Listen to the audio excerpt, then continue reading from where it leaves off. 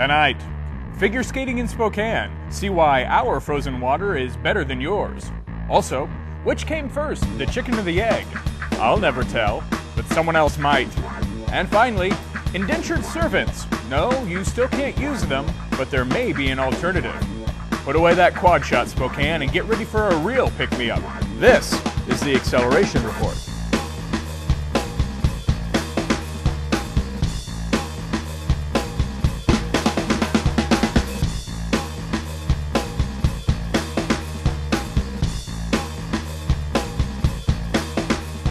Hello, Spokane, and those of you on your way here, thank you for joining us. Let's get straight to the news.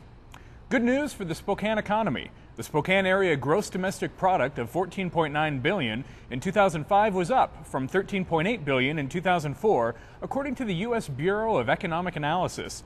Along with this growth has come an increase in sales tax receipts. 2005 was up 4.95% over 2004, 2006 up 10.9% over 2005, and 2007 is looking strong as well. The beautifully refurbished Lorraine Hotel is now serving as a business incubator in downtown Spokane. Businessman Steve Salvatore is offering rooms to startups at just $250, which includes utilities, internet, Wi-Fi, and a parking spot. However, you are still responsible for bringing your own ideas. Cabela's, the outfitter of hunting, fishing, and outdoor gear, will be opening a new 125,000 square foot retail store in Post Falls, Idaho on November 7th. This comes as great news to area sportsmen and women who, according to a recent study, spend an average 3.5 hours inside these giant stores. Wow. Moving on. As you may recall, Spokane hosted the U.S. Figure Skating Championships last January. Well, Kentucky-based Sports Travel magazine picked it as the #1 sporting event for 2007. This over the Super Bowl, the World Series, and other contenders.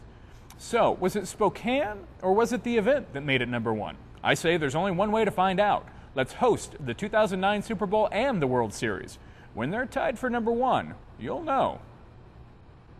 In other frozen water news, Skiing Magazine recently rated Schweitzer Mountain Resort as 21st in North America out of 500 surveyed. It also ranks Schweitzer as #3 for tree skiing.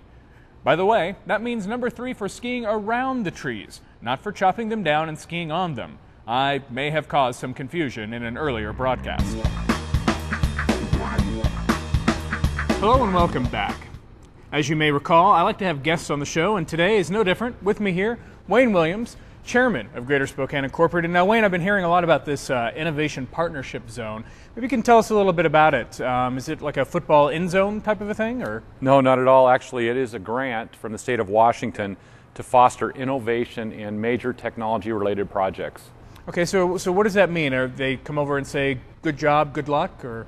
Well, no, you have to apply for that grant. You know, you just don't get the money, which is a good thing for fiscal responsibility. But in this case, it's a $1 million grant that the university district, our River Point campus, received to develop a major supercomputing capabilities. Oh, $1 million, that's a lot. I wouldn't mind getting a piece of that. So who are the beneficiaries? Am I one of them? You are not. Oh. Okay. At least right now, but tomorrow you might be. Actually, the beneficiaries are the Applied Science Lab, the Institute of Systems Medicine here in Spokane, and other research projects and part of the Washington State University campus. Okay, so if they're going to be spending all this money, I assume there's some type of positive economic benefit to the community. What does that look like? Well, the first thing for us is that the healthcare industry in the Greater Spokane area is our major employer. There's about 28,000 jobs tied to the healthcare industry today, and that's going to benefit immediately the entire healthcare area, as well as you and I get older, we eventually will be a beneficiary of this healthcare industry. Well, speak for yourself. I intend to stay young forever. Well, it does sound like a good program. Well, thank you for joining us. Thank you.